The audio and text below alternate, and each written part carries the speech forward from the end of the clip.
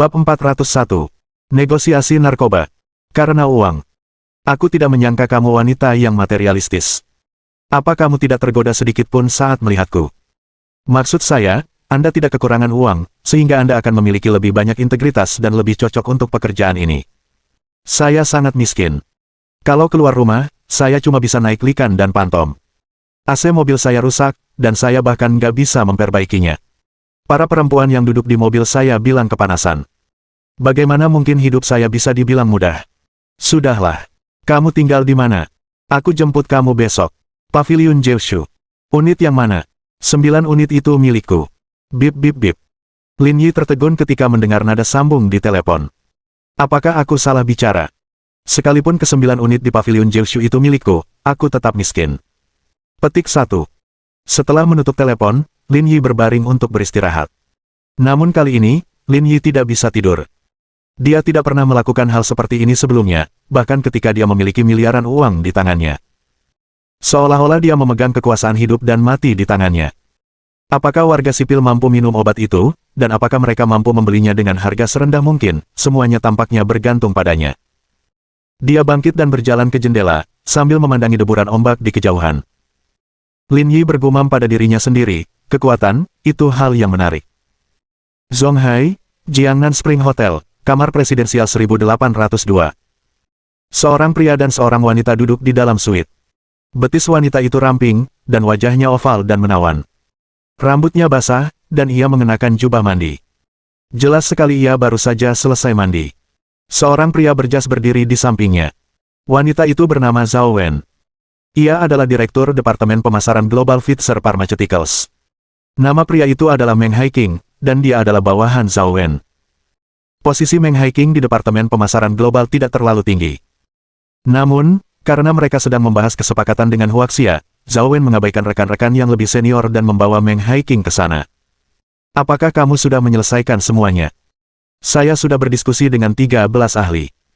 Harga akhirnya akan ditetapkan 289 yuan per kotak, kata Meng Haiqing. Orang-orang ini sangat sulit dihadapi. Mereka benar-benar meminta terlalu banyak. Biaya hubungan masyarakat kali ini hampir mencapai 100 juta yuan. Tuan Hayes sudah sangat tidak puas. Untungnya, Presiden mendukung kami. Bilang ke si botak itu kalau aku bisa dapat 10 kali lipat uang yang dikeluarkan. Bilang aja dia jangan dimasukkan ke hati. Baik, Direktur Zhao. Kau sudah menangani urusan ini dengan baik. Hari sudah mulai malam. Kembalilah dan istirahatlah. Persiapkan dirimu dengan baik. Besok adalah hari negosiasi resmi. Meng Haiqing mengangguk.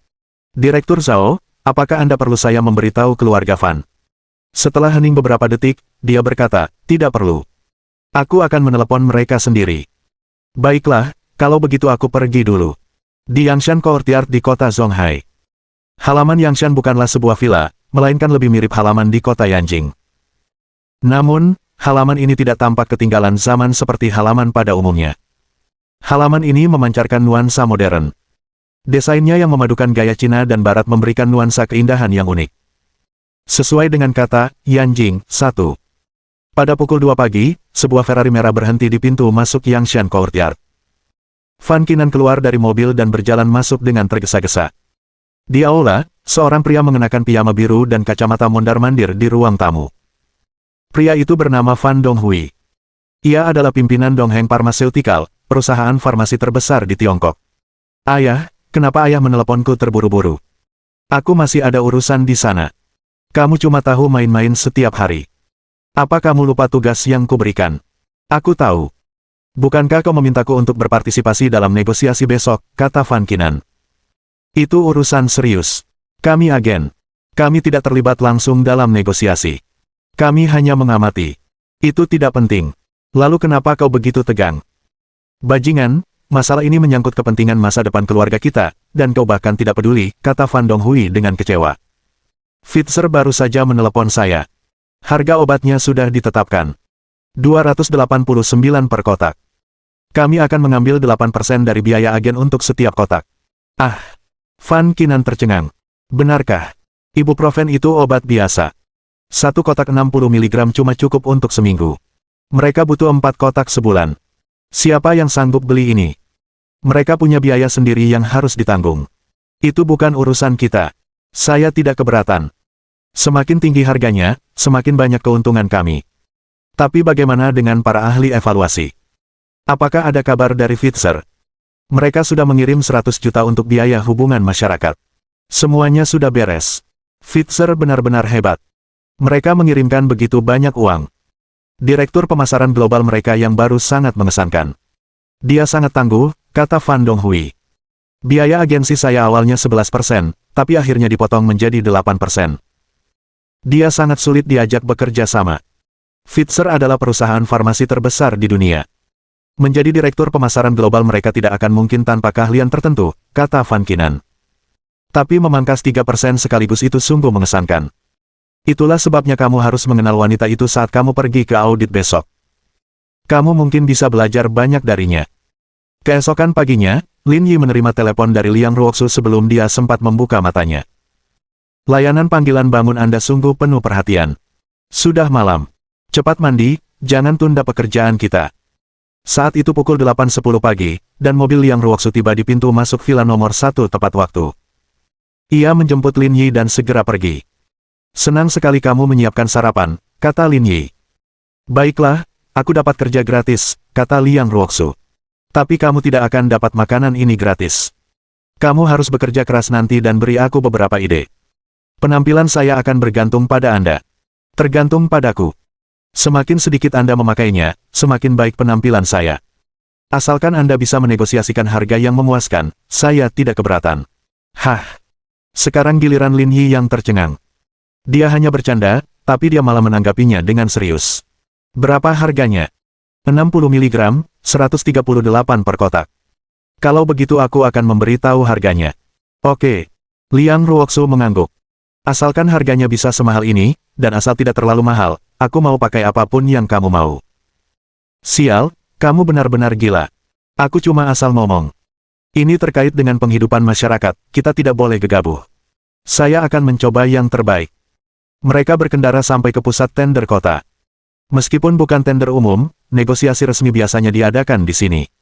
Para staf menyapa Liang Ruoxu segera setelah mereka melihatnya, dan Liang Ruoxu menanggapi mereka satu persatu. Mereka naik lift ke ruang konferensi di lantai 4. Ruang konferensi penuh sesak. Lin Yi mengamati ruangan dan melihat seorang kenalan lama, Van Kinan, yang pernah berlomba dengannya kemarin.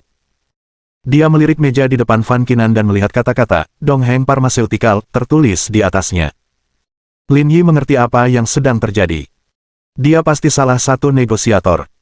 Van Kinan terkejut melihat Lin Yi. Dia tidak menyangka Lin Yi akan muncul di sini. Namun, Van Kinan tidak menunjukkan terlalu banyak emosi saat ini. Mereka bisa menyelesaikan dendam mereka secara pribadi. Dia tidak bisa membiarkan hal ini memengaruhi uangnya. Tak lama kemudian, Lin Yi mengunci target utama negosiasi ini. Pfizer Pharmaceutical. Dia juga mengunci negosiator mereka. Kecuali dia salah, seharusnya wanita berbaju merah itu yang jadi targetnya. Lin Yi merasa jauh lebih rileks setelah mengetahui identitas orang-orang yang hadir. Langkah selanjutnya adalah melihat bagaimana negosiasi akan berjalan. Wali Kota Liang, Anda di sini. Semua orang berdiri untuk menyambut Liang Ruoxu ketika mereka melihatnya masuk, menunjukkan rasa hormatnya. Kamu baik sekali. Aku lihat semua orang sudah di sini. Ayo kita mulai. Liang Ruoxu menatap wanita di tengah dan berkata, Tuan Wang, Anda akan menjadi perwakilan kami untuk negosiasi ini. Saya serahkan sisanya kepada Anda. Lin Yi melirik pria yang disebut Liang Ruoxu sebagai Tuan Wang. Namanya tertulis di meja, Wang Yanxing. Setelah beberapa instruksi sederhana, keduanya duduk. Negosiasi pun akan segera dimulai. Keduanya hanyalah perwakilan untuk negosiasi ini.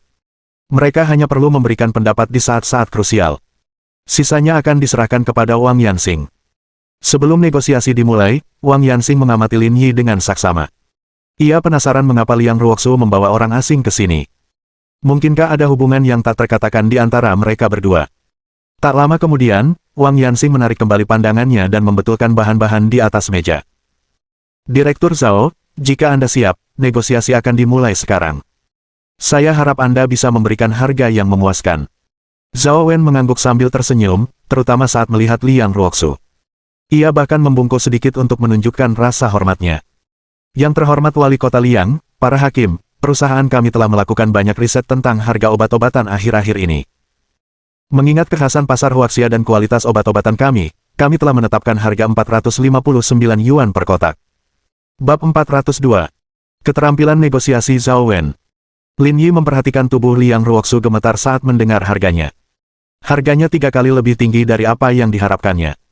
Lin Yi meraih tangan Liang Ruoxu di bawah meja, memberi isyarat agar dia tenang. Liang Ruoxu merasakan kehangatan yang berasal dari telapak tangan Lin Yi dan merasa lega.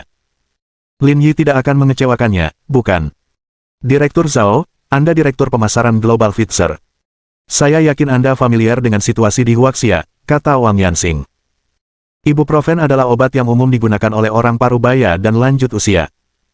Bahkan bisa dibilang persediaan obatnya tidak pernah habis. Kami sungguh tidak bisa menerima harga setinggi itu.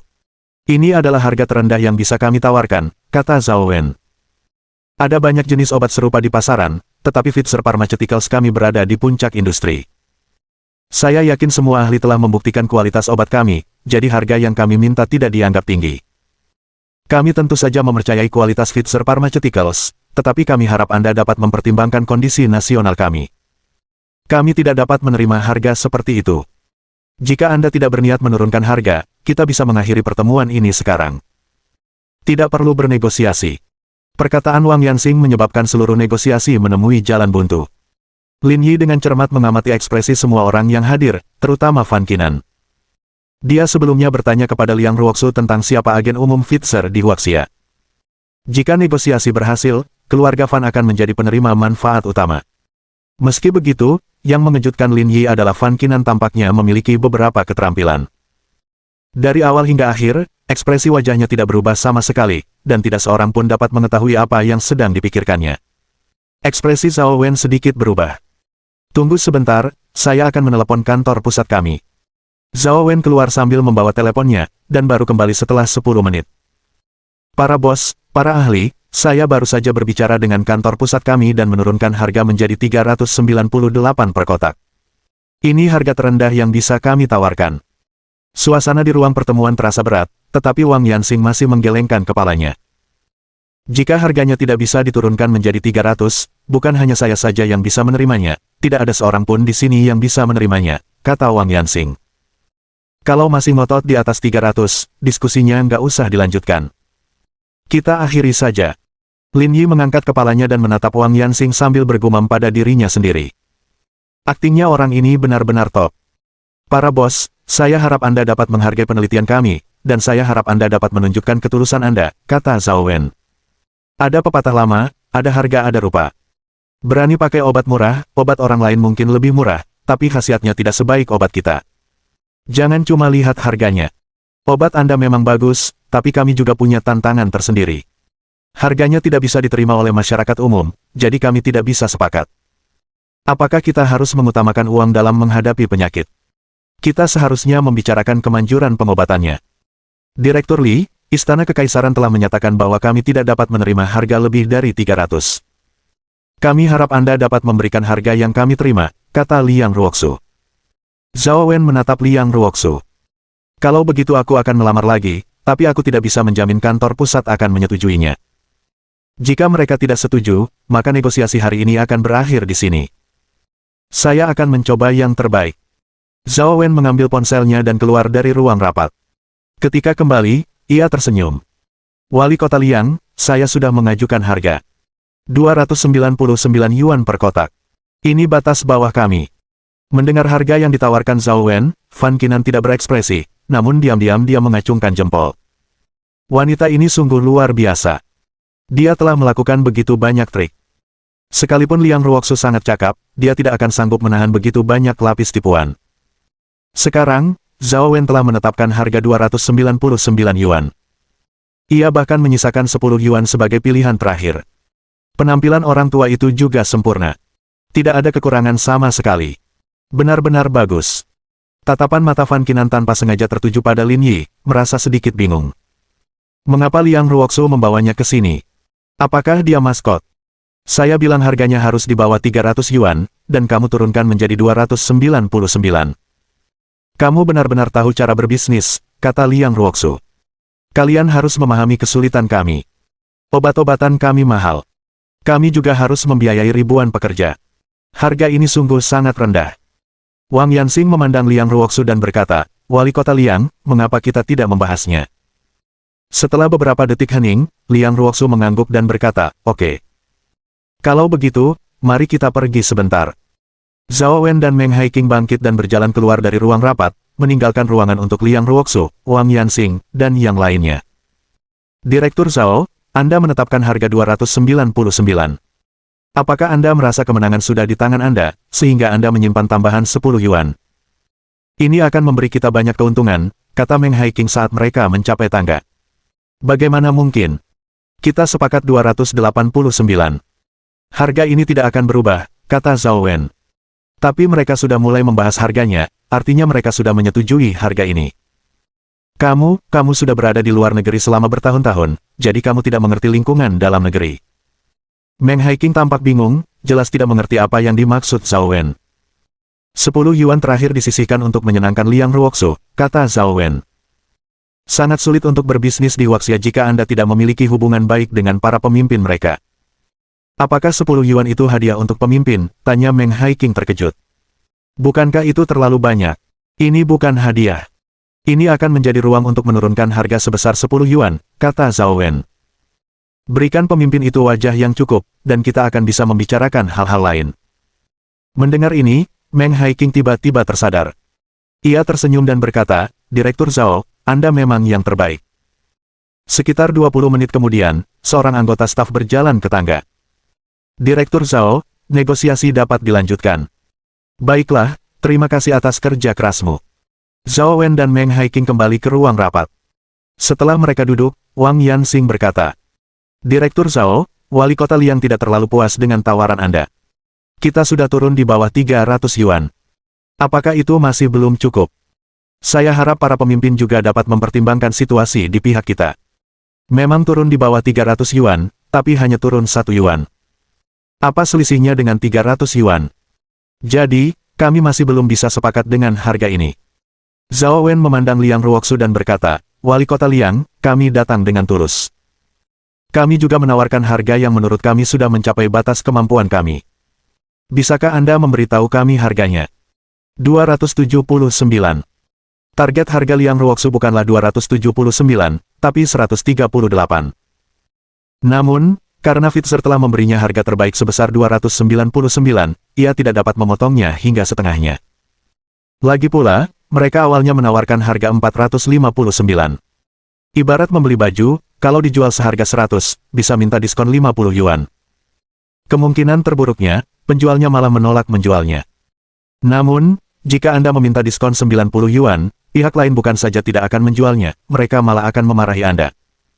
Wali kota Liang, kami sungguh tidak bisa menerima harga ini. Namun, dengan identitas Anda, kami bersedia memberi Anda keuntungan 10 yuan. Jika Anda masih bersikeras dengan harga 279 yuan, kami mungkin tidak bisa melanjutkan. Meng Haiqing menghela napas dalam-dalam. Direktur Zhao memang pintar.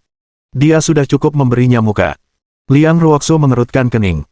Tidak ada cara untuk menolak saat ini. Lin Yi, bagaimana menurutmu? Bab 403. $9.90. Lin Yi. Liang Ruoxu berkata dengan suara rendah, tetapi Lin Yi tidak bereaksi sama sekali. Dia menoleh dan melihat Lin Yi sedang tertidur. Lin Yi, kata Liang Ruoxu.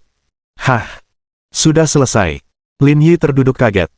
Maaf, aku tidur terlalu larut tadi malam, dan aku masih agak mengantuk. Setiap orang di ruang rapat memiliki ekspresi yang berbeda-beda di wajah mereka, dan mereka semua merasakan hal yang berbeda terhadap Lin Yi. Namun, tak seorang pun berani mengatakan apapun untuk menghormati Liang Ruoxu. Lagi pula, itu bukan prioritas utama mereka saat ini. Harganya telah ditetapkan, dan mereka hanya menunggu Liang Ruoxu untuk membuat keputusan akhir. Semua orang akan senang setelah ini, dan mereka bisa mengambil uangnya dan pergi. Kita sudah selesai. 289 per kotak, kata Liang Ruoxu lembut.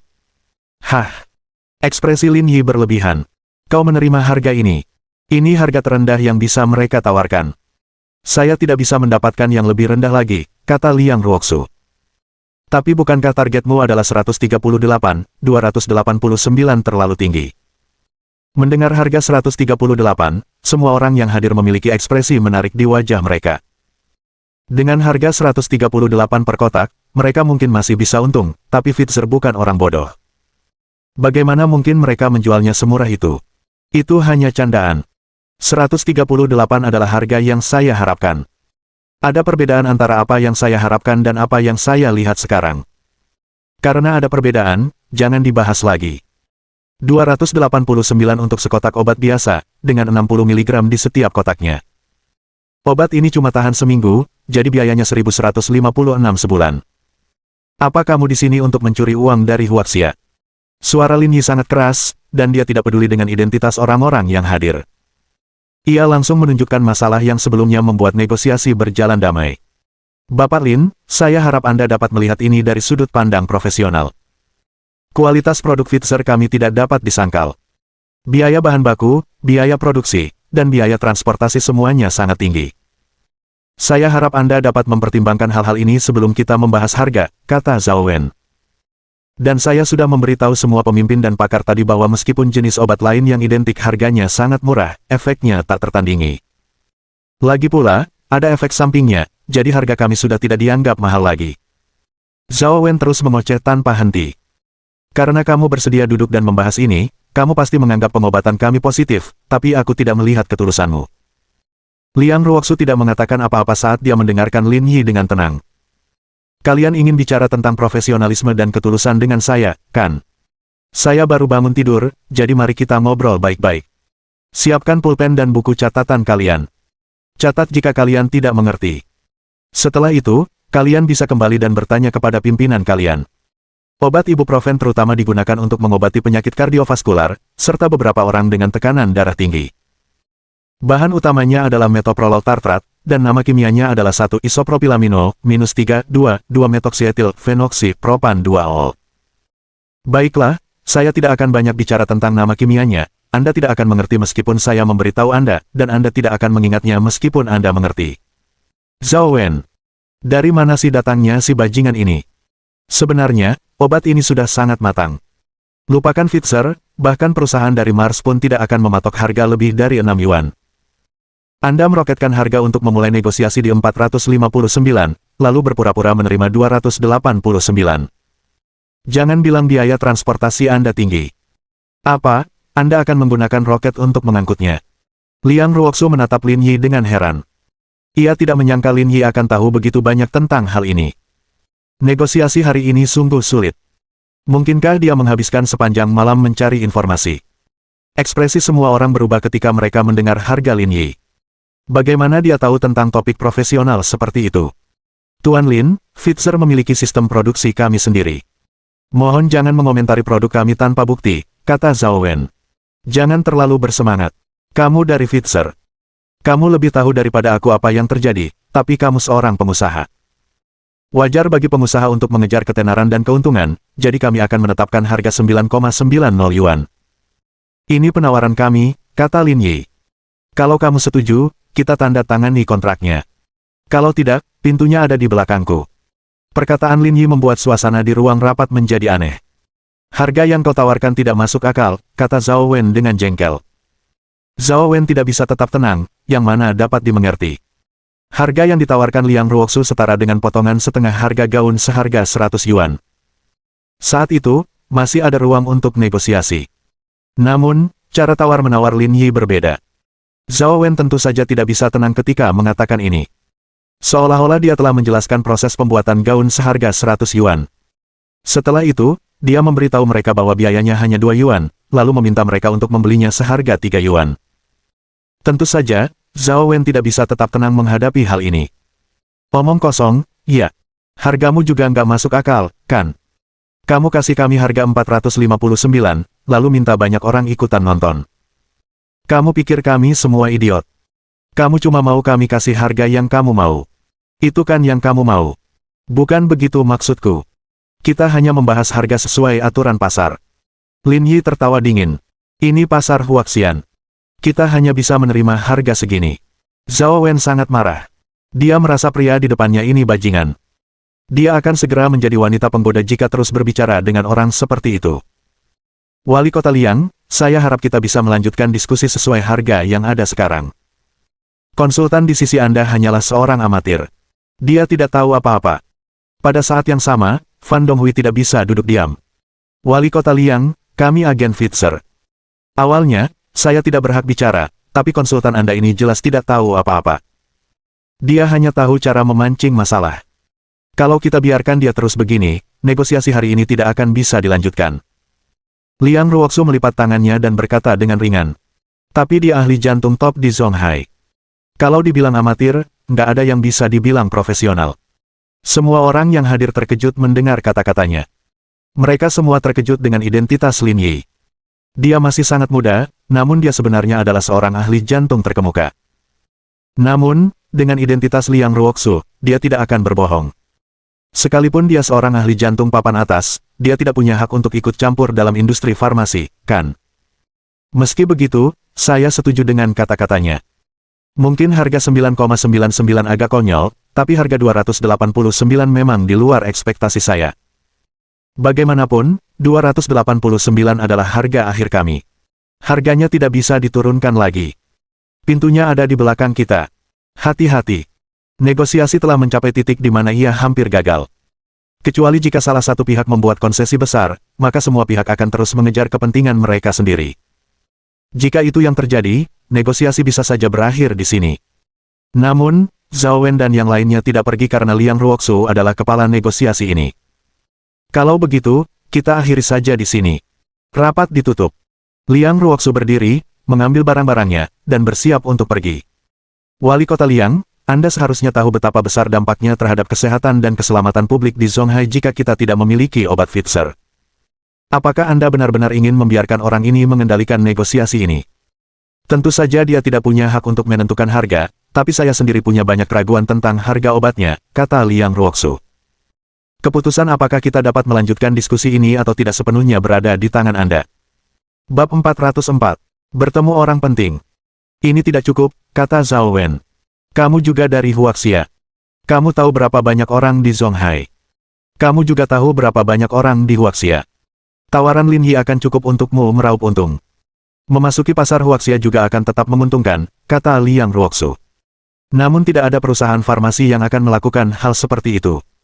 Kalau begitu, bersiaplah untuk menutup pasar Huaxian, kata Liang Ruoxu. Liang Ruoxu tidak tahu berapa harga ibuprofen. Namun, ia yakin Lin Yi tidak akan asal bicara tanpa bukti. Harga 6 yuan mungkin tidak akurat, tetapi nilai sebenarnya pasti lebih rendah dari yang ditawarkan sebelumnya. Berapapun biaya sebenarnya, harga 289 tidak dapat diterima. Wali Kota Liang, saya harap kita bisa mengatur waktu untuk membicarakan hal ini di masa mendatang, kata Zhao Wen.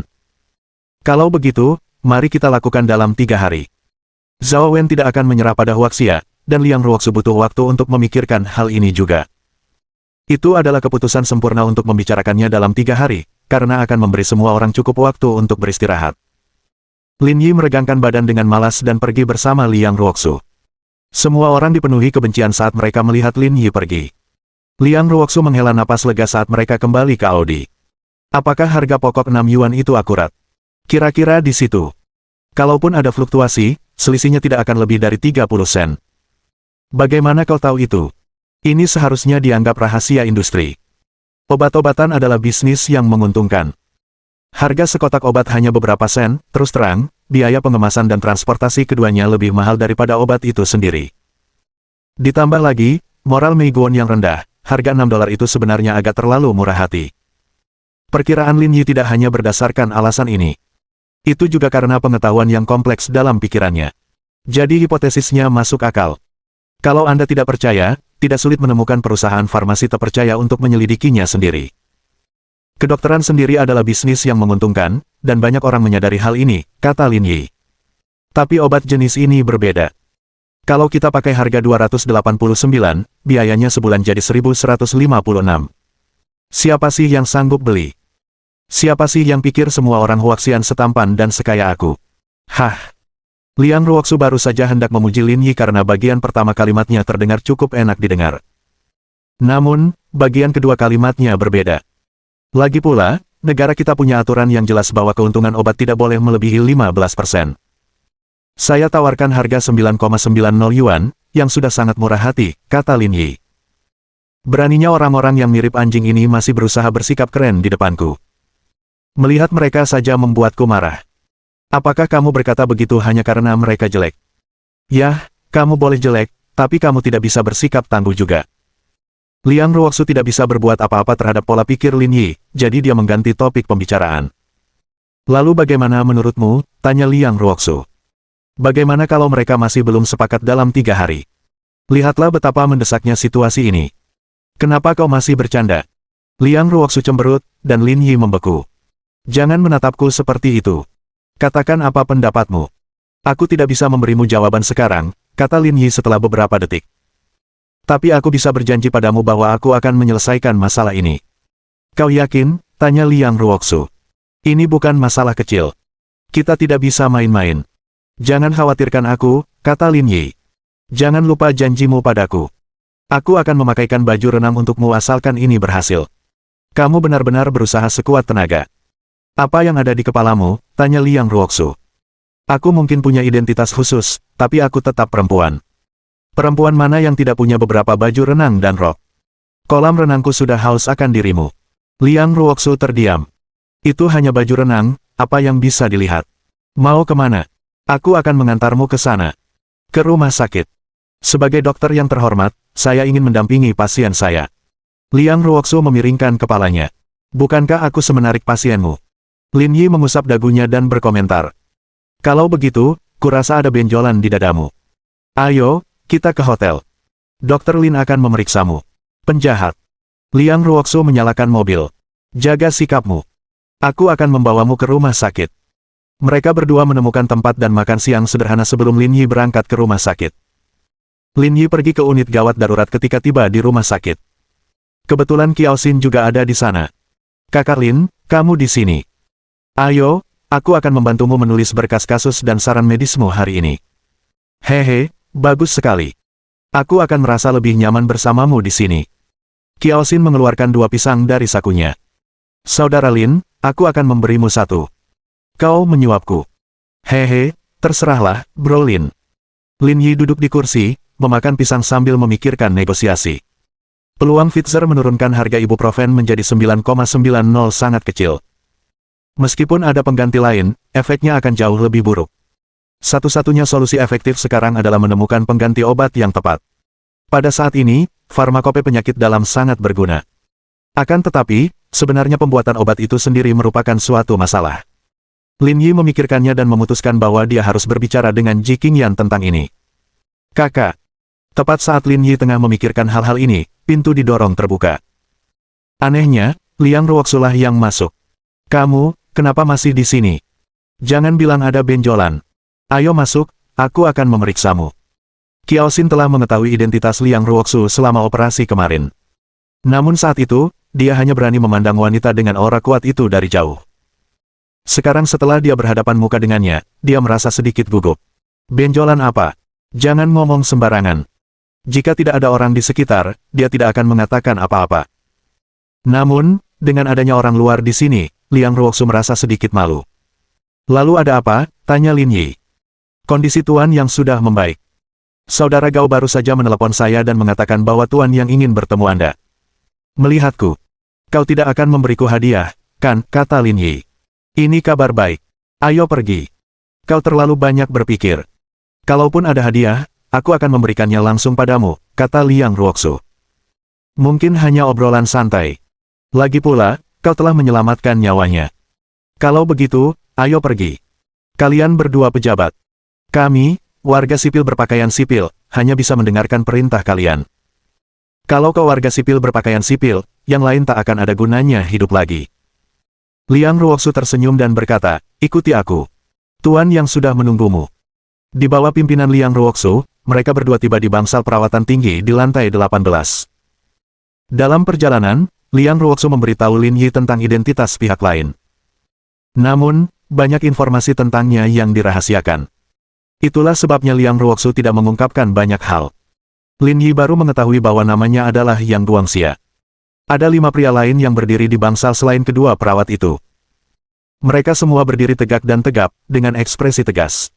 Suasana di bangsal menjadi sangat serius. Lin Yi merasa orang-orang ini tampak familiar. Mereka sepertinya menunggu di luar bangsal ketika Yang Guangxia menjalani operasi. Salah satu pupil mata pria itu mengecil saat melihat Lin Yi, dan dia berbalik menatap Yang Guangxia. Yang Guangxia hanya tersenyum. Dia tidak mengatakan apa-apa, tetapi senyumnya yang penuh arti tampaknya menunjukkan sesuatu. Bab 405. Melawan beruang hitam Asia dengan tangan kosong. Dr. Lin, Anda di sini. Lin Yi masuk dan menyapanya. Lin Yi mengangguk sebagai salam sambil menatap lelaki tua yang terbaring di tempat tidur. Tuan Yang, Anda ingin bertemu dengan saya. Yang Guangxia menepuk-nepuk tempat tidurnya ketika melihat Lin Yi masuk. Jangan gugup, anak muda. Duduklah di sini. Lin Yi duduk. Tuan Yang, ada apa? Apa? Kamu menyelamatkan hidupku. Tidak bisakah aku bertemu denganmu? Kau bisa. Aku cuma seneng, kata Lin Yi sambil tersenyum.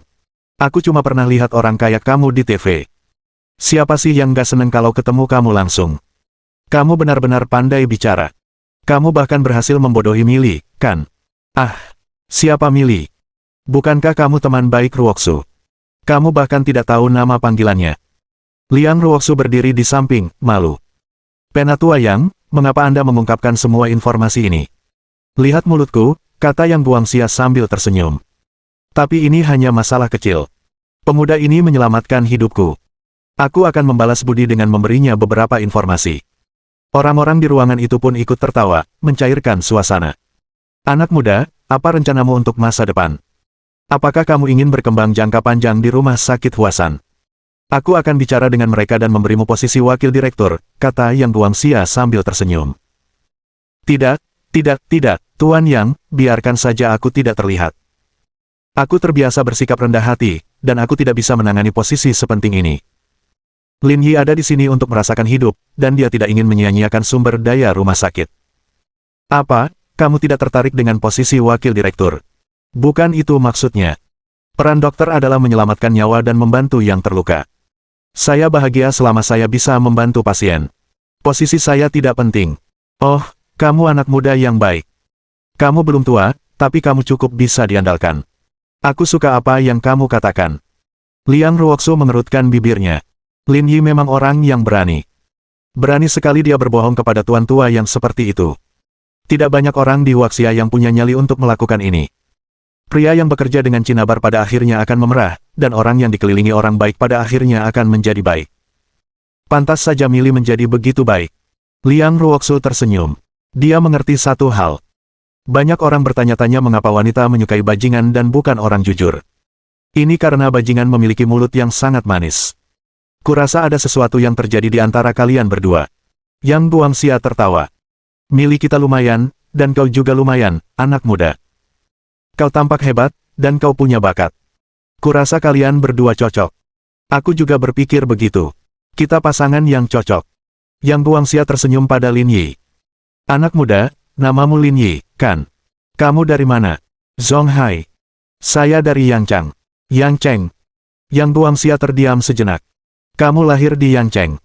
Tidak, saya lahir di rumah sakit. Haha, bocah, masih berani ngomong sembarangan di depanku.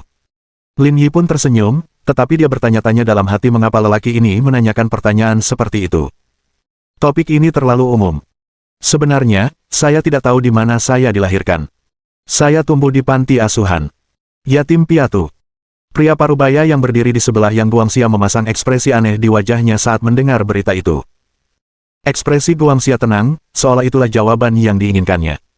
Gao Chong dan yang lainnya sedikit terkejut, tetapi mereka segera menerima kenyataan ini. Itu agak unik, tetapi bukan masalah besar. Satu-satunya orang yang tidak bisa tetap tenang adalah Liang Ruoksu.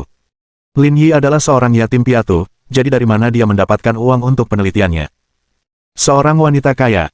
Warisan dari orang tuanya. Itu tampaknya tidak mungkin. Aku ingin tahu panti asuhan mana yang membesarkanmu dengan baik. Itu cuma panti asuhan tua dan kumuh. Tak layak disebut-sebut. Lin Yi merasa Yang Guangxia mencoba membuatnya bicara, jadi dia memutuskan untuk menghindari topik itu dan tidak mengungkapkan apapun lagi. Sungguh langka. Yang Guangxia berkata sambil menepuk bahu Lin Yi. Lumayan, anak muda. Perasaanmu berbeda dengan anak-anak panti asuhan lainnya. Berusahalah sebaik mungkin di masa depan. Aku tidak yakin dengan tempat lain, tapi di daerah kecil Zonghai ini, kata-kataku sangat berarti. Terima kasih, Tetua Yang, kata Lin Yi. Sekian dulu untuk saat ini. Aku tidak bisa duduk lama-lama karena tubuh tua ini.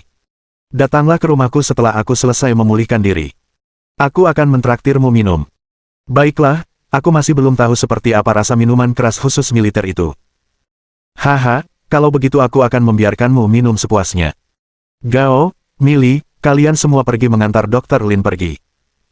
Kata, kalian semua, digunakan dengan sangat cerdik. Tidak hanya Liang Ruoxu dan Gao Chong yang keluar, tetapi 3 pria lainnya juga keluar untuk mengantar Lin Yi. Lin Yi agak bingung. Apa perlu mengadakan pertunjukan sebesar itu? Sekalipun aku telah menyelamatkan nyawamu, aku tetap bukan siapa-siapa, kan? Ada sesuatu yang mencurigakan tentang ini. Hanya Yang Guangxia dan pria parubaya itu yang tersisa di ruangan itu, berbisik-bisik. Bagaimana? Bukankah mereka mirip? Mereka memang agak mirip, tapi kepribadian mereka tidak terlalu mirip, kata pria parubaya itu. Dibandingkan pria itu, Lin Yi tidak sekejam itu. Sekilas, ini mengecewakan. Yang Guangxia mendesah. Dulu di Timur Laut, orang itu melawan beruang hitam Asia dengan tangan kosong. Orang-orang masih membicarakannya sampai sekarang. Ya, dia memang pria yang galak. Sayang sekali. Meskipun kepribadiannya tidak menunjukkannya, Lin Yi sebenarnya cerdas. Yang Guangxia berkata, saat kita bicara tadi, kita menyimpan banyak hal untuk diri sendiri dan sangat berhati-hati. Intuisi tajam seperti ini sangat langka. Kepala suku, sebenarnya tidak sulit jika Anda ingin tahu dari panti asuhan mana dia berasal. Saya akan menghubungi orang-orang di Yangcheng. Tidak akan lama lagi kita akan mendapatkan kabarnya. Ada beberapa detik hening sebelum Yang Guangxia angkat bicara. Baiklah, ayo kita lakukan. Tapi ingat, kita harus menangani ini dengan benar. Kita tidak boleh membiarkan berita ini tersebar dan berisiko membuat pihak lain marah. Baiklah, aku akan melakukannya sekarang. Rombongan itu berjalan menuju lift, dan Lin Yi melambaikan tangan. Ayo kembali. Aku malu melakukan ini di depan umum. Baiklah kalau begitu, pergilah. Aku akan turun dan menemuimu nanti. Kedua kelompok berpisah setelah berpamitan. Gao Chong sangat sopan dan mengucapkan terima kasih lagi kepada Lin Yi. Dalam perjalanan kembali ke ruang gawat darurat, Lin Yi teringat kembali pada pertemuan sebelumnya. Ia merasa ada yang salah dengan cara Yang Guangxia memandangnya selama pertemuan ini. Perasaan yang aneh. Sesampainya di lantai bawah, Lin Yi tidak kembali ke ruang gawat darurat. Ia malah mencari tempat yang tenang dan menelepon Ji Qingyan. Dr. Lin, apakah Anda mengajak saya berkencan? Tanya Ji Qingyan dengan manis. Aku punya sesuatu untuk ditanyakan padamu. Ada apa? Katakan padaku, dan aku akan menyelesaikannya untukmu. Apakah Fakultas Kedokteran di Universitas Xian menawarkan spesialisasi dalam pengobatan tradisional Huaxian? Bab 406. Pertanyaan yang tersisa dari sejarah. Obat tradisional Huaxian. Ji Qingyan bertanya, bukankah Anda seorang dokter pengobatan barat? Mengapa Anda bertanya tentang pengobatan tradisional Tiongkok? Saya punya beberapa pertanyaan tentang pengobatan tradisional Tiongkok yang perlu saya klarifikasi. Namun, Departemen Kedokteran Universitas Xian tidak menawarkan spesialisasi pengobatan tradisional Huaxian. Jika Anda memiliki pertanyaan tentang hal ini, Fakultas Kedokteran Universitas Xian tidak akan dapat membantu Anda. Bukankah kamu baru saja bersumpah dan bilang kamu bisa membantuku menyelesaikan apapun? Apa, kamu tidak bisa melakukannya lagi? Apa kamu menahan diri? Aku serius. Berdoa saja dan berharap mati, balas Ji Qingyan. Lagi pula, meskipun Fakultas Kedokteran Universitas Xian tidak menawarkan spesialisasi pengobatan tradisional Huaxian, bukan berarti aku tidak bisa membantumu, kan? Apakah Anda punya koneksi di area ini? Tentu saja, kata Ji Qingyan, apakah kamu ingat ketika aku mengajakmu makan di rumah guru Zhang beberapa hari yang lalu? Ya, aku ingat. Iganya enak sekali. Rekan guru Zhang, Guru Peng, adalah profesor dan direktur program pascasarjana di Fakultas Kedokteran. Dengan koneksinya, ia pasti mengenal orang-orang yang ahli di bidang ini. Kalau begitu, bantu saya bertanya apakah dia bisa menghubungi orang-orang yang ahli di bidang ini. Lebih cepat lebih baik. Ji Qingyan ragu-ragu sejenak sebelum berkata, kita tidak usah bicara lewat telepon. Kebetulan sore ini saya tidak punya banyak kegiatan. Ayo kita ke tempat guru Zhang dan periksa sendiri. Ada beberapa masalah yang tidak bisa saya jelaskan. Anda bisa bertemu dengan guru Peng untuk membicarakannya. Baiklah, aku akan mendengarkan saranmu. Kalau begitu, ayo kita berpisah dan pergi ke tempat guru Zhang sekarang juga. Itu akan menghemat banyak waktu kita. Tidak masalah. 40 menit kemudian, mereka berdua tiba di Jinyu Mansion. Ji Qingyan mengenakan celana jeans hitam dengan sepasang sepatu bot hitam. Ji Qingyan bukan gadis kurus. Meski terlihat kurus, ia punya banyak otot. Lin Yi selalu menyukai gadis yang sedikit berdaging. Melihat Lin Yi, Ji Qingyan berbalik dengan bangga. Bagaimana menurutmu, celana dan sepatu bot baruku bagus, kan? Lin Yi memegang tangan Ji Qingyan. Jangan menyanjung diri sendiri. Naik ke atas dan mulai bekerja. Ini mendesak. Kamu benar-benar sombong. Setelah mengetahui bahwa Lin Yi mempunyai urusan mendesak yang harus diselesaikan, Ji Qingyan tidak membuang waktu. Sudahlah, aku akan memasakkanmu daging malam ini. Hehe, lebih tepatnya begitu. Ji Qingyan tersenyum sambil mengeluarkan 2 kotak hadiah dari mobil. Kamu bawa saja hadiahnya, nggak ada alasan buat kamu datang ke sini dengan tangan kosong. Lumayan juga. Kamu perhatian banget, aku tambahin 1 hidangan lagi buat kamu malam ini. Sekarang setelah kamu mengatakannya, kamu tidak bisa menarik kembali kata-katamu. Ayo pergi. Setelah desakan Lin Yi, keduanya masuk ke lift dan tiba di rumah Guru Zhang. Apa yang kukatakan terakhir kali? Kamu tidak boleh membeli apapun jika datang lagi. Kenapa kamu membawa sesuatu ke sini lagi, sapa Guru Zhang. Guru Zhang, saya tidak membeli apapun. Lin Yi membeli semuanya. Kamu kekanak-kanakan sekali. Lain kali kamu tidak boleh membeli apapun. Zhang Sumin tidak mengatakan apa-apa lagi setelah mengetahui bahwa Lin Yi adalah orang yang membeli barang-barang itu, kalau tidak dia akan terus mengomelinya untuk beberapa waktu. Jangan berdiri di depan pintu, masuklah, kata Peng Xingguo sambil berjalan mendekat dan membawa 2 pasang sandal. Oke. Keduanya berganti sepatu dan memasuki rumah, mengobrol tentang kehidupan sehari-hari mereka. Zhang Sumin berkata, ada yang salah dengan bisnismu. Akhir-akhir ini aku banyak memperhatikan Lingyun Group, dan memang ada beberapa investasi yang ternyata bermasalah, tapi aku sudah bilang ke Yuan Yuan kalau perkembangannya secara keseluruhan cukup bagus. Terima kasih, Guru Zhang. Lin Yi tersenyum. Saya di sini terutama untuk bertanya kepada Guru Peng. Tanyakan beberapa pertanyaan padaku. Peng Xingguo, yang sedang membuat teh, memiliki ekspresi yang tidak wajar di wajahnya, dan Zhang Sumin, yang berada di sampingnya, mulai bertingkah aneh juga. Yi kecil, apakah ini tentang masalah yang sedang kamu hadapi? Itu memang salah satu masalahku. Kalau begitu tunggu sebentar. Ekspresi Peng Xingguo menjadi serius saat dia mengeluarkan kacamata baca dari laci di bawah meja kopi dan menempelkannya di hidungnya. Jangan khawatir, meskipun aku sudah pensiun, aku tidak lupa apa yang ada di kepalaku. Ikut aku ke ruangan, aku akan memeriksanya dulu untukmu. Anak itu masalah besar, jadi kau tidak bisa menundanya. Lin Yi agak bingung. Saya di sini hanya untuk menanyakan beberapa hal tentang pengobatan Huaxian. Apa hubungannya ini dengan bayi? Guru Peng, saya tidak perlu diperiksa, saya di sini hanya untuk menanyakan beberapa pertanyaan. Ya, aku di sini untuk menyelesaikan masalahmu. Zhang Sumin dengan ramah menggenggam tangan Lin Yi, Yi kecil, apa kau berencana punya bayi dengan Qingyan? Kalau ada masalah, katakan saja terus terang. Aku hampir seusia nenekmu, jadi tidak ada yang perlu ditakutkan. Jangan malu-malu. Lin Yi merasakan ada sesuatu yang salah dan menyadari kesalahpahamannya. Guru Peng, sebelum Anda pensiun, di departemen mana Anda bekerja? Departemen Urologi. Peng Xingguo berkata dengan bangga, begini, di seluruh negeri, tak seorang pun berani mengklaim departemen urologi mereka lebih baik daripada departemen saya. Saya pasti bisa menyembuhkan penyakitmu. Saya tak bisa menunda kelahiranmu. Puff. Ji Qingyan tidak dapat menahan tawa terbahak-bahak.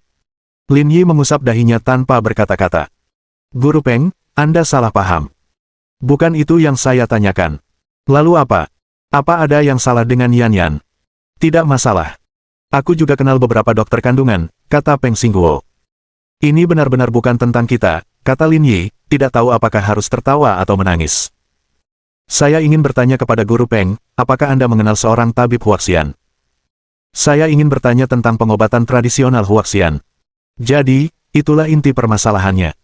Peng Xingguo melepas kacamatanya. Aku kenal seseorang. Dia wakil direktur rumah sakit medis Songhai Huaxia. Kamu kenal banyak dokter Tiongkok, kenapa kamu hanya ingat perempuan jalang itu? Tanya Zhang Sumin. Lin Yi dan Ji Qingyan saling memandang. Dilihat dari riwayatnya, Old Peng tampaknya memiliki sejarah yang bermasalah. Sudah bertahun-tahun berlalu, jadi kenapa kamu masih ingat ini? Lagi pula, dialah yang menggangguku bertahun-tahun yang lalu, dan aku mengabaikannya begitu saja. Apa? Kamu nggak senang aku ngomongin dia? Mengapa aku tidak bahagia? Peng Xingguo menjelaskan dengan putus asa. Ia merasa seperti Zubaji sedang melihat dirinya di cermin. Yi kecil pasti dalam masalah kalau mau berkonsultasi dengan pengobatan Huaxian. Teman pengobatan Huaxianku lebih dari mampu membantunya. Dia mungkin tidak akan bisa menyelesaikan masalahnya kalau dia mencari orang lain. Zhang Sumin memutar matanya ke arah Peng Xingguo. Pilihan ada di tanganmu. Peng Xingguo mengalihkan pandangannya ke Lin Yi. Masalah apa yang kamu bicarakan? Coba aku lihat apa masalahnya. Saya punya resep di sini. Saya ingin membuat obat Cina yang dipatenkan dan meninjau efek klinisnya sebelum membuat laporan. Ah, kamu mau riset kedokteran? Peng Xingguo melambaikan tangannya. Tidak, bos kami tidak bisa membantumu dalam hal ini. Kamu harus punya SIM nasional, kalau tidak, akan dianggap ilegal. Guru Peng, ini tidak seserius yang Anda pikirkan. Saya tidak akan membawa obatnya.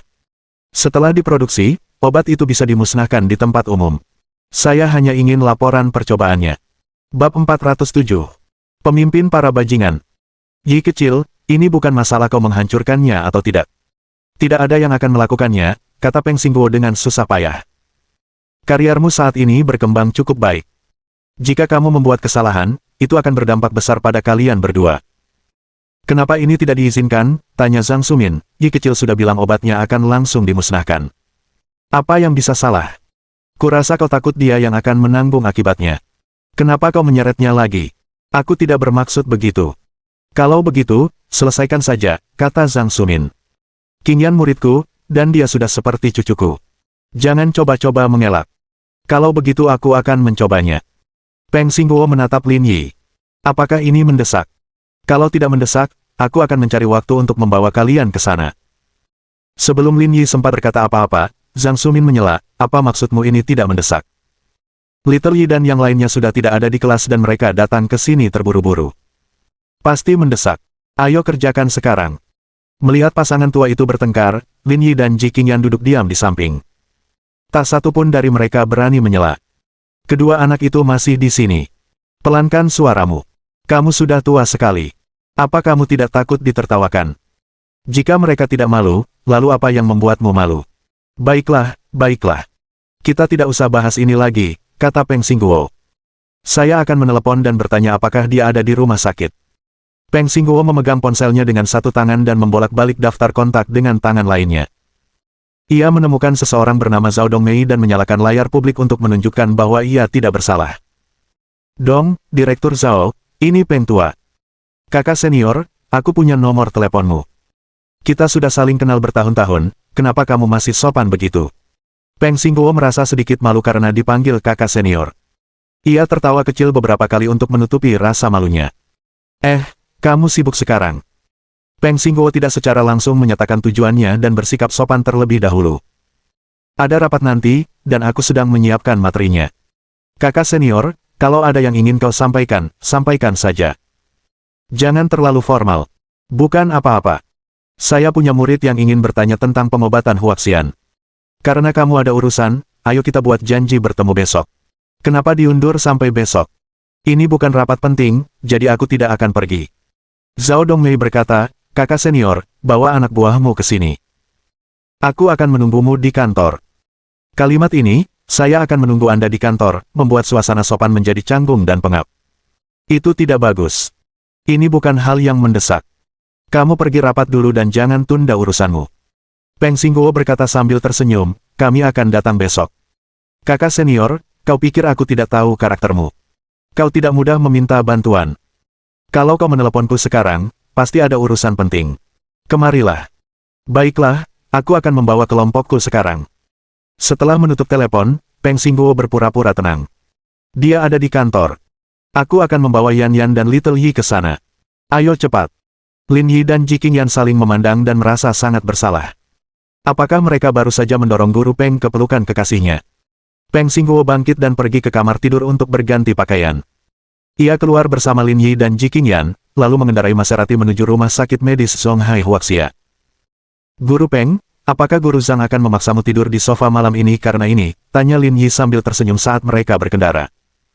Kau bercanda, kata Peng Xingguo acuh tak acuh. Aku hanya memberinya sedikit muka karena kalian ada di sana. Dia tidak akan berani bicara kalau tidak ada orang lain di rumah. Ji Qingyan tersenyum saat dia belajar maju. Guru Peng, ada apa dengan wakil direktur itu? Apa dia benar-benar saingan cinta Guru Zhang? Dia sebenarnya bukan saingan cinta.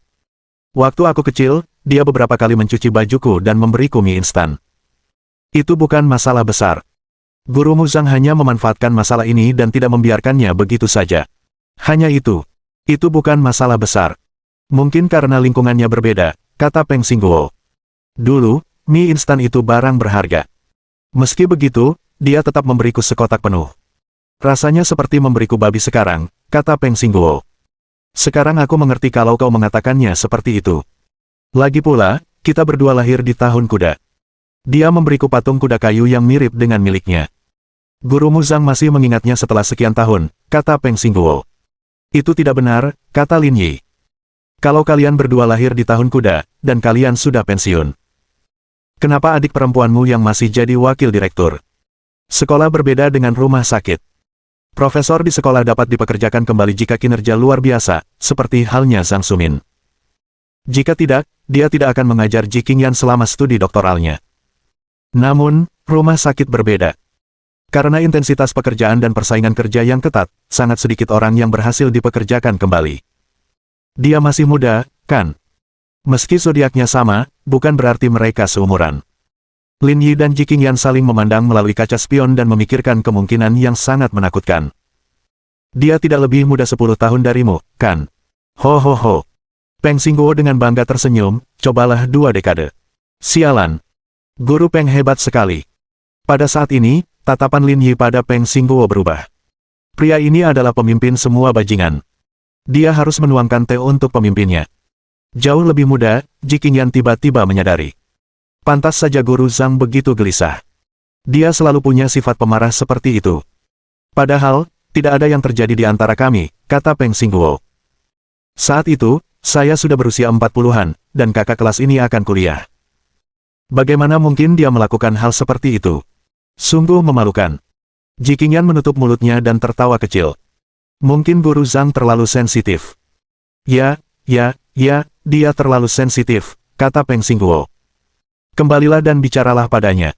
Dia sudah dewasa, dan dia tidak akan melupakan masalah ini. Memalukan, kan? Ini benar, tetapi Lin Yi masih kagum pada Peng Xingguo. Dia tidak tahu apakah dia akan mampu menerima perawatan seperti itu ketika dia berusia 40-an. Memikirkannya saja sudah mengasyikkan. Tak lama kemudian, mereka bertiga pun pergi ke rumah sakit medis Zonghai Huaxia. Mereka naik lift ke kantor direktur. Di kantor, duduk seorang wanita parubaya berusia 50-an. Ia telah melepas mantel putihnya dan mengenakan atasan rajutan serta celana linen bersulam. Wanita parubaya itu tidak jelek. Ia bahkan sedikit cantik karena setiap gerakannya anggun. Kakak senior, kamu di sini. Melihat Peng Xingguo telah membawa seseorang masuk, Zhao Dongmei berdiri untuk menyambutnya. Perkenalkan, namanya Ji Qingyan, mahasiswi di universitas kami. Ini pacarnya, Lin Yi. Ini adik perempuan saya, Zhao Dongmei. Panggil saja dia Direktur Zhao. Halo, Direktur Zhao. Kalian murid-murid kakak seniorku, jadi kalian bisa dianggap muridku. Jangan panggil aku Direktur, panggil saja aku Guru Zhao. Guru Zhao, Anda sangat cantik. Anda sama sekali tidak terlihat seperti orang berusia 50-an. Sekilas, Anda tampak seperti pasangan Guru Peng, kata Lin Yi sambil tersenyum. Bab 408. Lahir di periode yang salah, cinta di waktu yang salah. Beberapa saat yang lalu, Anda berada di pihak Guru Zhang, dan sekarang Anda mengatakan bahwa keduanya tampak seperti suami istri. Lin Yi, kamu mengkhianati timmu sendiri. Nak, omong kosong apa yang kau ucapkan? Zhao Dongmei tertawa terbahak-bahak, seolah-olah ia tiba-tiba menjadi 10 tahun lebih muda. Pada saat yang sama, dia merasa Lin Yi ini bahkan lebih tampan daripada saat dia pertama kali datang. Batuk-batuk-batuk. Peng Xingguo terbatuk beberapa kali. Yi kecil, apa kau tidak ingin bicara dengan Direktur Zhao? Katakan padanya sekarang. Meskipun Zhang Sumin tidak ada, Peng Xingguo masih memanggilnya Direktur Zhao. Lin Yi tidak akan peduli, tapi Ji Qingyan si pengkhianat itu masih ada. Kalau dia salah bicara, dia pasti akan mengadukannya saat dia kembali. Oleh karena itu, lebih baik bersikap hati-hati. Ini adalah proses berpikirnya. Ayo, kita duduk dan bicara. Mereka duduk, dan Lin Yi mengeluarkan selembar kertas berisi puluhan ramuan herbal Huaxian, dan ia langsung ke intinya. Guru Zhao, saya punya resepnya. Saya ingin menjadikannya obat Huaxian yang dipatenkan. Saya harap Anda bisa memikirkan cara untuk membantu.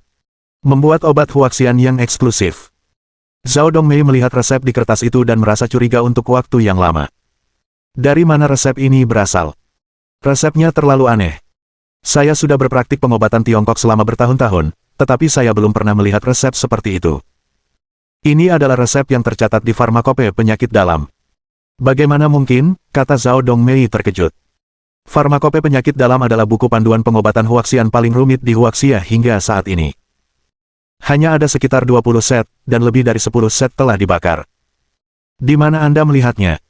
Lin Yi tersenyum getir, ini adalah sesuatu yang diwariskan dalam keluarga kami. Ketika kakek saya meninggal, ia memegang tangan ayah saya dan mengatakan kepadanya bahwa ia harus mewariskan formula ini. Ketika ayah saya meninggal, ia memegang tangan saya dan mengatakan kepada saya bahwa saya harus mewariskan formula ini kepada orang-orang. Untuk memenuhi keinginan leluhur saya membawa formula ini kepada Anda. Ji Qingyan, bukankah kamu seorang yatim piatu? Di mana Anda bertemu ketiga generasi keluarga Anda? Ekspresi Zhao Dongmei serius. Jelas dia belum pernah melihat yang seperti ini sebelumnya. Itu tidak akan berhasil. Kita tidak bisa menggunakan resep pribadi. Itu dianggap tidak bertanggung jawab. Sayang sekali. Lin Yi mendesah. Tapi kurasa lebih disayangkan lagi kau tidak bersama guru Peng saat itu. Yi kecil, kau tidak boleh berkata seperti itu, kata Zhao Dongmei. Tetap saja, mungkin ada ruang bagi kita untuk bermanuver dalam hal pembuatan obat ini. Beberapa tahun yang lalu, ini keputusanku. Sekarang peraturan negara ini ketat, masalah ini tidak mudah ditangani. Sepertinya masih akan ada kesulitan. Lin Yi menghela napas lagi. Lahir di waktu yang salah, jatuh cinta di waktu yang salah. Semua ini takdir. Ji Qingyan. Dari mana datangnya sup ayam untuk jiwa ini? Ya, itu semua takdir, kata Zhao Dongmei.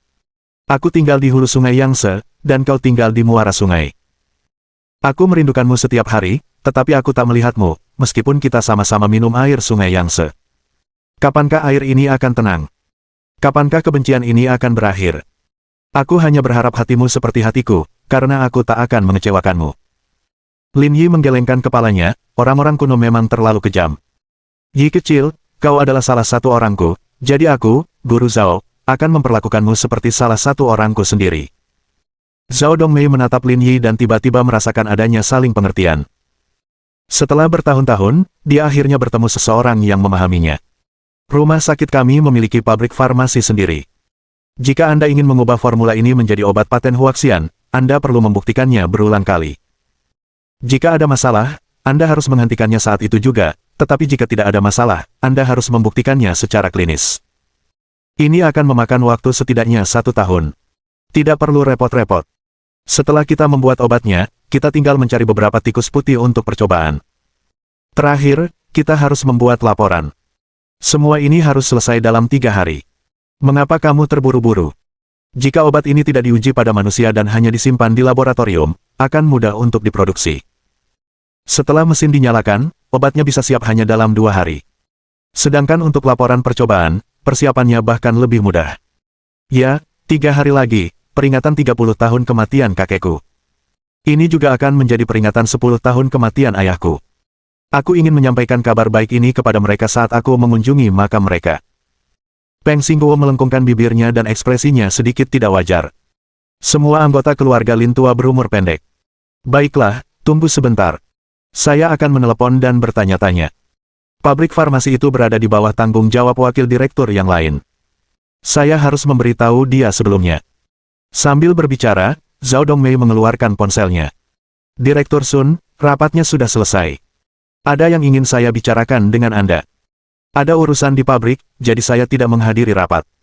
Kalau ada yang ingin disampaikan, sampaikan saja, kata Direktur Sun dengan sangat sopan. Saya punya teman yang punya resepnya. Menurut saya, obatnya cukup bagus dan saya ingin menjadikannya obat Huaxian yang eksklusif. Ah! Orang bernama Direktur Sun itu meninggikan suaranya. Direktur Zhao, Anda juga sangat familiar dengan industri ini. Apa Anda bercanda? Tidak, tidak. Kalau terjadi apa-apa, kita berdua harus berhenti. Qingyan, aku akan menyumbangkan 1 juta yuan ke rumah sakit medis Songhai Huaxia. Bagaimana menurutmu? Lin Yi bergumam dalam hati. Direktur Zhao, meskipun masalah ini sulit, seharusnya masih ada ruang untuk negosiasi jika kita membicarakannya. Saat ini, Anak-anak muda ini hanya mengenal pengobatan barat dan telah melupakan hal-hal yang diwariskan oleh nenek moyang kita. Saya rasa saya harus menyumbang 2 juta. Saya harus memastikan generasi mendatang kita tahu bahwa pengobatan tradisional Tiongkok kita tidak kalah dengan pengobatan barat. Direktur Zhao, pengobatan tradisional Tiongkok tidak bisa dibiarkan stagnan. Kita harus berani berinovasi. Saya memutuskan untuk mencobanya.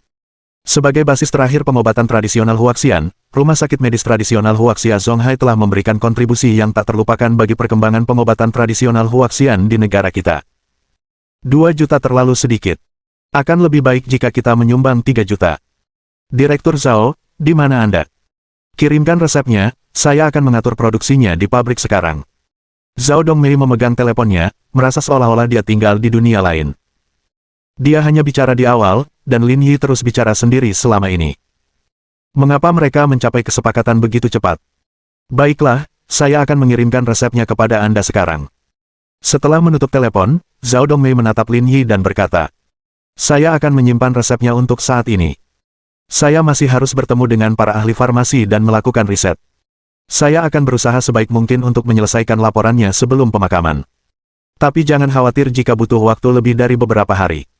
Anda tidak boleh gegabah dalam hal seperti ini. Terima kasih atas kerja kerasmu, Guru Zhao. Lin Yi memegang tangan Zhao Dongmei dengan enggan. Itu hanya pertemuan singkat, dan sekarang kita harus berpisah. Kami semua merasa kasihan karena Anda tidak berhasil bertemu dengan Guru Peng, tapi... langit tidak bertiup sesuai keinginan, dan orang-orang tidak selalu bertemu sesuai keinginan. Kenapa kamu masih membicarakan ini sekarang, kata Zhao Dongmei, tapi jangan khawatir, Little Yi.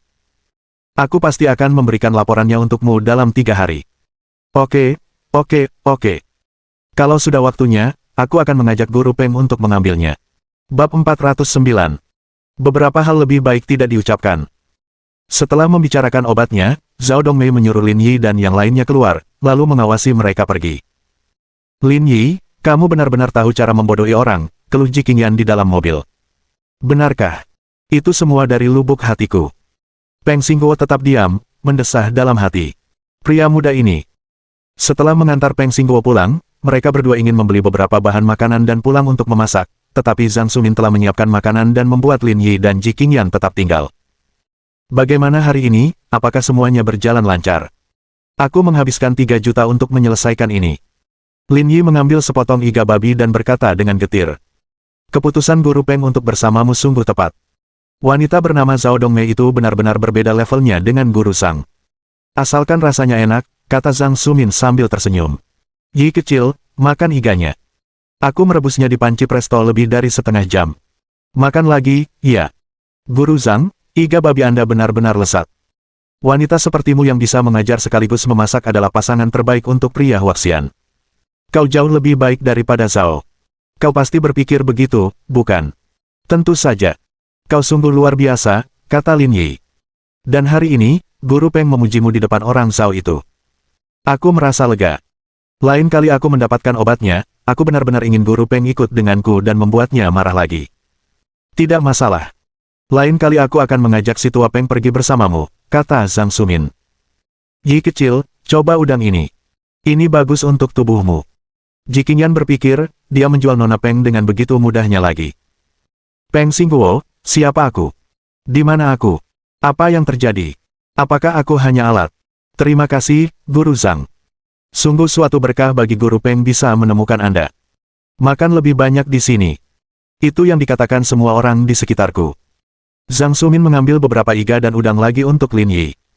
Qingyan, Yi suka iga dan udang. Belajarlah membuatkannya saat kamu tidak punya kegiatan lain. Jangan terus-terusan bekerja. Perempuan juga harus memikirkan kehidupan keluarga. Ji Qingyan terdiam. Siapakah yang sebenarnya dia bantu? Setelah makan, mereka duduk lagi dan mengobrol sebentar dengan Zhang Sumin dan Peng Xingguo sebelum pulang. Setelah kembali ke pavilion Jiushu, Ji Qingyan berbaring dengan nyaman di sofa. Lin Yi, kamu benar-benar hebat. Guru Zhang dan Guru Zhao benar-benar tertipu olehmu. Bagaimana kau bisa bilang aku membodohi mereka? Aku serius dengan apa yang kukatakan pada mereka. Dasar pria pelin-pelan. Mengetahui dia tidak bisa berdebat dengannya, Ji pun menghempaskan dirinya ke sofa. Aku makan terlalu banyak hari ini. Aku benar-benar tidak ingin bergerak. Jangan bergerak kalau kamu nggak mau. Aku akan bantu kamu mandi. Duduk aja. Kamu berharap. Lin Yi juga sedikit lelah dan duduk di samping kaki Ji Qingyan. Bagaimana proyeknya? Kita harus mulai membicarakan relokasi. Ji Qingyan mengangguk. Semua orang cukup kooperatif, tapi masih banyak yang keras kepala. Ini semua kebiasaan lama. Pada akhirnya, kita harus menghadapinya perlahan-lahan. Dia merasa lega saat melihat Ji Qingyan tidak membutuhkan bantuan apapun. Mengingat kemampuan Ji Qingyan, dia mungkin tidak perlu khawatir tentang hal-hal seperti itu. Setelah mengobrol tentang pekerjaan, Ji Qingyan naik ke atas untuk mandi. Dering, dering, dering. Setelah keluar dari kamar mandi, Ji Qingyan sedang mengeringkan rambutnya ketika dia mendengar teleponnya berdering. Dia terkejut saat mengetahui panggilan itu dari Ibu Wang. "Qingyan, apakah kamu tidur?" tanya Ibu Wang lembut. "Saya baru saja keluar dari kamar mandi dan saya masih bangun," katanya. "Ibu Wang, apakah ibu mencari Lin Yi?" "Aku akan membantu ibu meneleponnya." "Hah, kamu sama Lil?" "Aku tinggal bersamanya hari ini, aku tidak pulang ke rumahku sendiri." "Yi kecil tidak bersamamu, kan?" Ji Qingyan melihat keluar pintu dan mendengar suara air mengalir di lantai bawah. Sepertinya dia pergi mandi. "Ada apa?" "Qingyan, aku ingin memberitahumu sesuatu." "Baguslah kalau kamu tahu ini, tapi jangan beritahu Little Yi." "Apa yang terjadi yang begitu misterius?" "Dua orang datang ke panti asuhan sore ini untuk menanyakan tentang Little Yi. Apakah dia melanggar hukum saat berbisnis?" "Untuk bertanya tentang Lin Yi." Ji Qingyan terkejut. "Seperti apa rupa mereka? Apa mereka sudah memberitahumu identitas mereka?" "Mereka bilang mereka tentara. Mereka banyak bertanya tentang Yi, seperti kapan dia datang ke panti asuhan dan bagaimana dia sampai di sini. Singkatnya, mereka menanyakan banyak detail. Sebelum pergi, mereka menyuruhku untuk tidak mengatakan apa-apa. Mereka bilang aku tidak bisa memberitahu Lin Yi. Aku sempat memikirkannya, tapi aku masih khawatir. Tapi aku tidak berani memberitahu Yi kecil, jadi aku hanya bisa memberitahumu." Ji Qingyan bergumam pada dirinya sendiri. Jika identitas mereka akurat, seharusnya tidak ada yang perlu dikhawatirkan. Apapun motif mereka, setidaknya, mereka tidak akan menyakiti Lin Yi. Terlebih lagi, Lin Yi berperilaku sangat baik dalam berbisnis. Ia tidak akan melakukan kejahatan apapun. Dengan demikian, keselamatannya terjamin. "Ibu Wang, pertanyaan seperti apa yang mereka fokuskan?" "Cuma nanya gimana dia bisa sampai di panti asuhan. Kataku dia dibuang di depan pintu. Mereka bertanya dari mana nama itu berasal. Saya bilang ada catatan di selimut yang bertuliskan namanya. Dan bertanya apakah aku pernah bertemu orang tua kandungnya. Aku bilang tidak. Sisanya informasi yang tidak penting." Setelah beberapa detik terdiam, Ji Qingyan berkata, "Ibu Wang, kamu tidak boleh memberitahu siapapun tentang ini kecuali aku." "Beraninya aku memberitahu siapapun." Sebelum mereka pergi, mereka berulang kali menekankan bahwa ini rahasia. "Kalau sampai bocor, aku yang akan bertanggung jawab." "Aku takut setengah mati," kata Ibu Wang bersemangat. "Tapi aku tidak bisa melupakannya setelah mereka pergi. Aku tidak bisa menahannya lagi, jadi aku meneleponmu." Ji Qingyan tersenyum. "Mereka sudah bilang ini rahasia. Apa kamu tidak takut dihukum karena meneleponku? Masalah ini menyangkut putraku. Aku tidak peduli rahasia macam apa itu. Cepat bantu Ibu Wang memikirkan solusinya. Apa sebenarnya yang terjadi?" "Ibu Wang, jangan khawatir. Mereka dari militer, jadi ibu tidak perlu khawatir soal keamanan. Lin Yi juga pengusaha yang taat hukum. Bagaimanapun, dia akan baik-baik saja. Mungkin karena masalah kecil, mereka perlu menyelidiki latar belakangnya. Misalnya, ketika kami mengajukan penawaran, pihak A akan menyelidiki kelayakan kredit para penawar. Itu hal yang biasa." Ji Qingyan tidak tahu persis apa yang terjadi. Namun, yang bisa dilakukannya hanyalah menghibur Ibu Wang. Dia tidak bisa membiarkannya terlalu khawatir. "Benarkah?" Ibu Wang menghela napas lega. "Kalau ibu bilang begitu, ibu tidak akan khawatir. Mereka membuatku takut waktu mereka datang tadi. Jangan khawatir, semuanya baik-baik saja." "Ya, ibu sudah tidak khawatir lagi, tapi kamu harus tutup mulut." Ibu Wang berkata, "Kita harus merahasiakan ini. Jangan beritahu Yi kecil. Mereka bilang ini rahasia." "Oke. Aku tidak akan memberitahunya." "Baiklah, aku tidak akan mengganggu tidurmu lagi. Aku tutup telepon dulu." Sebelum Ji Qingyan bisa mengatakan apapun lagi, Wang Cuiping menutup telepon. Hal ini membuat Ji Qingyan malu. "Saya tinggal di sini, tetapi saya tidak mau tidur dengannya. Namun, Sekarang, Ji Qingyan sudah tidak berminat lagi memperhatikan hal-hal seperti itu. Mengapa militer mencari Lin Yi? Setelah menelepon Ji Qingyan, Wang Cuiping duduk bersila di tempat tidur, masih tidak bisa tidur. Saat itu, Zhao Kuanfu masuk dari luar. Wajahnya penuh debu. Ia mungkin baru saja menyelesaikan pekerjaannya. Apakah kamu sudah selesai mengelas tempat tidur? Tanya Wang Cuiping. Aku sudah mencabut semuanya. Aku akan memasangnya besok, kata Zhao Kuanfu sambil membersihkan debu di tubuhnya. Saya dengar dari anak itu bahwa 2 tentara datang hari ini. Apa yang terjadi? Tentara apa? Mereka semua seperti telur melon kecil. Apa yang mereka tahu? Kata Wang Cuiping. Mereka di sini untuk memeriksa standar keselamatan kebakaran. Mereka akan memberitahu kita jika ada yang tidak memenuhi standar. Tidak akan ada denda, kan? Kok bisa? Bukankah mereka selalu menjaga kita? Kapan mereka pernah mendenda kita? Benar. Aku mau mandi. Kalau kamu capek, tidur saja. Nikmati saja. Zhao Kuanfu pergi, tetapi Wang Cuiping masih terganggu. Bangun dari tempat tidur, dia pergi ke lemari, menggali kotak paling bawah, dan menemukan kotak kayu kecil di dalamnya. Ia membuka kotak kayu kecil itu. Di dalamnya terdapat sebuah amplop yang sudah lama menguning. Itu disegel dengan segel lilin yang belum dibuka.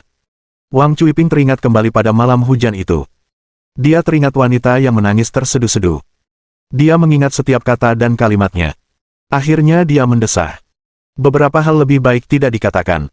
Bab 410. Aturan tak terucapkan rumah sakit. Sama seperti Wang Cuiping. Setelah menutup telepon, Ji Qingyan juga tidak bisa tidur. Dia juga tidak mengerti mengapa militer menanyakan identitas Lin Yi. Apakah ada hubungan yang tak terelakkan? Mungkinkah dia tertarik pada data besar dan komputasi awan milik Lingyun Group? Namun, hal itu belum mulai meluas. Seharusnya hal itu belum menjadi perhatian mereka saat ini. Sekitar pukul 3 pagi, Ji Qingyan tidak tahan lagi dan tertidur. Namun hal itu tetap tersimpan dalam hatinya. Selama 2 hari berikutnya, kehidupan Lin Yi tidak teratur. Ketika dia tidak selesai bekerja, dia sibuk di rumah sakit. Di pihak Lingyun Group, Qi Xianzhao dan He Yuan juga telah selesai menangani prosedur dan menempatkan diri di bawah Lingyun Group. Yang tersisa hanyalah menyiapkan relokasi kantor pusat. Bagian pekerjaan ini berantakan dan tidak terlalu teknis, sehingga Lin Yi tidak mau repot-repot mengerjakannya. Dengan Qi Xianzhao dan He Yuan yang menanganinya, itu bukan masalah besar. Di pihak lembaga penelitian, tidak ada kemajuan dalam proyek mesin fotolitografi. Tidak akan ada terobosan besar untuk saat ini. Lin Yi sudah siap untuk ini. Dia tidak terburu-buru. Pengembangan mesin fotolitografi merupakan tugas yang melelahkan sejak awal. Tidak masuk akal jika menuntut hasil dalam waktu sesingkat itu. Selain semua ini, ada berita lain yang membuat Lin Yi sedikit resah. Di bawah alih daya perusahaan yang gencar, 2/3 dari 3 miliar pesanan telah diselesaikan.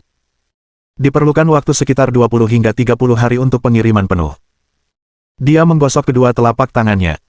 Setelah semua persiapan ini, pertunjukan akhirnya akan dimulai. Setelah makan siang bersama Kiao Xin, Lin Yi kembali memeriksa halaman sistem dalam perjalanan ke unit gawat darurat. Kemajuan misi telah mencapai 98%. Setelah merawat 2 pasien lagi, ia akan mendapatkan 100.000 poin kemahiran. Lin Yi menghitung-hitung. Sepertinya lusa, profesi barunya akan diaktifkan. Namun, Lin Yi tetap memutuskan untuk menyelesaikan profesinya sebagai dokter terlebih dahulu. Cepat pergi. Beli obat denganku. Tepat saat dia mencapai pintu masuk pusat gawat darurat, dia terkejut mendengar seorang pria parubaya berteriak. Di samping pria parubaya itu ada seorang wanita tua berambut putih. Aku tidak mau pergi. Aku ingin pulang. Dokter sudah meresepkan obat. Bagaimana saya bisa pulang tanpa membeli obat? Bagaimana kalau terjadi sesuatu lain kali? Raungan pria parubaya itu mengejutkan semua orang di sekitarnya. Mereka semua menoleh. Beberapa kotak pil saja harganya lebih dari 2.000 yuan. Cucu saya harus mengeluarkan uang untuk sekolahnya. Kalau semua uang itu dihabiskan untuk saya, dari mana dia akan mendapatkan uang untuk sekolahnya? Wanita tua itu duduk di pintu, bertekad untuk tidak membeli obat apapun. Bu, aku mohon. Ayo kita beli obat. Sekalipun 20.000 yuan, aku harus mengobati ibu. Usiaku sudah 70-an dan umurku tinggal sedikit lagi. Kalau aku memang harus mati, ya sudahlah. Buat apa menghabiskan uang? Tanya wanita tua itu. Lain kali, jangan bawa aku ke dokter. Aku bahkan belum beli obatnya, dan aku sudah menghabiskan ratusan dolar hanya untuk tes. Belikan saja aku obat pereda nyeri. Mama. Pria parubaya itu berlutut, air mata mengalir di wajahnya. Aku mohon, ikut aku beli obat. Seburuk apapun kita harus ke dokter. Cepat bangun. Aku nggak akan beli obat. Banyak banget yang nonton. Kalau kamu nggak dengar, aku hajar kamu. Bang, bang, bang. Pria parubaya itu bersujud beberapa kali. Aku mohon padamu, iya. Aku tidak akan pergi meskipun kau memohon, kata wanita tua itu dengan keras kepala. Cucuku butuh uang untuk sekolah. Nanti, dia juga butuh uang untuk membeli rumah dan menikah. Aku sudah sangat tua. Jangan buang-buang uangmu untukku. Kakak Lin. Hati Kiao Xin melunak. Ia tak tahan melihat pemandangan seperti itu. Aku akan pergi ke sana dan melihatnya. Dengan itu, dia berjalan menuju ibu dan anak itu. Kakak, apa yang terjadi? Melihat Lin Yi dan Kiao Xin datang, pria parubaya itu menyeka air matanya. Pagi-pagi sekali tadi, ibuku bilang jantungnya sedang tidak enak. Aku membawanya ke dokter dan dokter meresepkan obat. Ibu merasa obatnya mahal dan menolak untuk membelinya apapun yang terjadi. Tolong bantu aku membujuknya. Apakah Anda sudah melakukan elektrokardiogram? Sudah. Pria parubaya itu menyodorkan hasil pemindaian EKG. Ini dia. Saudara Lin, sepertinya masih dalam tahap awal, kata Kiao Xin. Lin Yi mengangguk. Karena masih dalam tahap awal, tindakan awal mungkin dilakukan, dan itu tidak serius. Selama mereka memperhatikannya, itu bukan masalah besar. Obat apa yang diresepkannya untukmu? Ada beberapa hal yang tidak bisa saya sebutkan namanya. Katanya saya harus pergi ke apotek Tianze di dekat pintu untuk mengambil obat saya. Dia melirik daftar yang diserahkan pria parubaya itu kepadanya. Dokter bodoh mana yang meresepkan ini untukmu? Saat kata, dokter bodoh, keluar, semua orang di dekatnya tercengang. Siapakah dokter muda ini? Dia langsung mulai mengumpat. Dia harus memiliki latar belakang yang kuat. Petik 1. Dokter Cao yang meresepkannya. Sepertinya dia direktur rumah sakit Anda. Cao Jiawang. Ya, itu dia, kata pria parubaya itu. Saya cari di internet. Dia kepala bedah jantung. Katanya dia baik, jadi kami mencarinya. Anjing ini benar-benar sulit dikendalikan. Dokter, apakah ada yang salah dengan obatnya? Ini bukan sekedar masalah, ini masalah yang sangat besar, kata Lin Yi. Dalam dunia kedokteran, penyakit ibumu disebut kejang pagi. Kejangnya tidak terlalu serius. Hindari olahraga berat. Perbanyak makan buah dan pulihkan kondisimu secara perlahan. Jika tidak berhasil, siapkan sebotol pil jantung kerja cepat. Kamu tidak perlu mengikuti resep bodoh ini. Tidak ada gunanya berbohong padamu. Secara logika, ini sudah lebih dari cukup, kata Lin Yi. Ingat, lain kali kau meminta dokter, mintalah dokter Licuhan. Dimengerti, mengerti. Terima kasih, dokter. Bu, ayo pergi. Kita nggak beli pil-pil ini lagi. Ayo kita beli pil yang cepat bereaksi. Apakah pil kerja cepat mahal? Nyonya, pil cepat saji itu harganya 5 yuan per botol. Tidak mahal sama sekali, kata Kiao Xin. $5, kata wanita tua itu. Lalu kita bisa beli sebotol. Bagi pasien yang putus asa, kata-kata dokter bagaikan dekret kekaisaran. Karena dia tidak mengerti apapun, dia mempercayai apapun yang dikatakan dokter tanpa syarat. Perkataan Lin Yi memberi mereka secercah harapan. Terima kasih, dokter. Pria parubaya itu membungkuk berulang kali, bahkan tidak tahu bagaimana cara berterima kasih kepada Lin Yi. Tidak apa-apa. Dia melambaikan tangan. Lain kali, jangan lupa minta Direktur Li. Oke. Terima kasih. Pria parubaya itu pergi bersama ibunya. Sekelompok besar lainnya bergegas maju. Dokter, tolong bantu saya melihat resep saya. 2 kotak obat harganya lebih dari 800 yuan. Keluarga kami tidak mampu membelinya. Dokter, tolong bantu saya memeriksanya. Saya tidak bisa membeli pil Xinhai dimanapun. Dokter, tolong. Tolong bantu saya memeriksa resep saya juga. Tunggu, kata Lin Yi. Kalian terlalu banyak. Aku tidak sanggup menangani semuanya. Jika Anda ragu dengan daftar Anda, keluarkan beberapa lusin dolar lagi untuk meminta Direktur Li memeriksanya untuk Anda. Terima kasih, dokter. Terima kasih, dokter. Lin Yi mengangguk dan bergegas kembali ke ruang gawat darurat bersama Kiao Xin. Saudara Lin, tenanglah, Kiao Xin menghiburnya. Ini semua bagian dari aturan rumah sakit yang tak tertulis. Semua dokter mendapat komisi. Kalau rumah sakit tahu, kamu bakal kena masalah. Aku tahu. Lin Yi menendang kursi. Bajingan itu. Melihat Lin Yi sedang dalam suasana hati yang buruk, Kiao Xin bersiap menerima pasiennya sendiri.